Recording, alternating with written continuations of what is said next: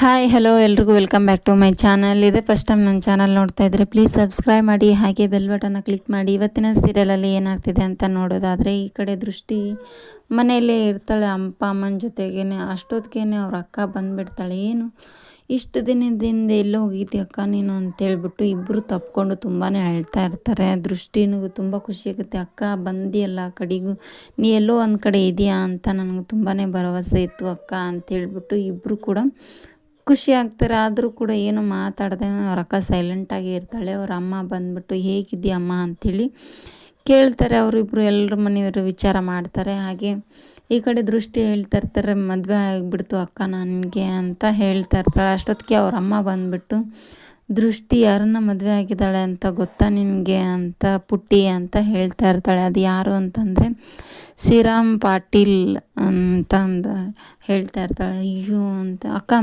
ನಿನಗೆ ಫೋಟೋ ತೋರಿಸ್ತೀನಿ ಇರು ಅಂತ ಹೇಳ್ಬಿಟ್ಟು ದೃಷ್ಟಿ ಏನು ಮಾಡ್ತಾಳೆ, ಫೋಟೋನ ತೋರಿಸ್ತಾ ಇರ್ತಾಳೆ. ಇವರೇ ದತ್ತಾಬಾಯಿ ಅಂತಂದರೆ ಶ್ರೀರಾಮ್ ಪಾಟೀಲ್ ಅವರು ಅಂತ ಹೇಳಿಬಿಟ್ಟು ತೋರಿಸ್ತಾ ಇರ್ತಾಳೆ ದೃಷ್ಟಿ. ಅವಾಗ ಅವ್ರ ಅಕ್ಕ ಅದನ್ನು ನೋಡಿಬಿಟ್ಟು ತುಂಬಾ ಶಾಕ್ ಆಗಿಬಿಟ್ಟಿರ್ತಾಳೆ.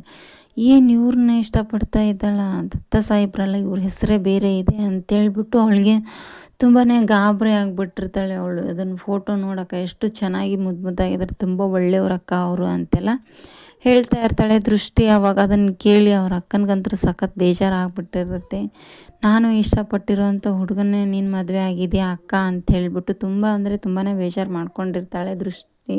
ಅವ್ರ ಅಕ್ಕ ಮಾಡ್ಕೊಂಡಾಗ ಅವಳು ಏನಾದರೂ ಮಾತಾಡ್ತಾಳ ಇಲ್ವಾ ಅಂತ ನೋಡೋಣ. ಹಾಗೆ ಕೂಡ ಅವಳು ಪ್ರೀತಿದೆಲ್ಲವೂ ಕೂಡ ಮತ್ತೆ ಮರಳಿ ನೆನಪಾಗಿರುತ್ತೆ ಅವ್ರ ಅಕ್ಕನಿಗೆ.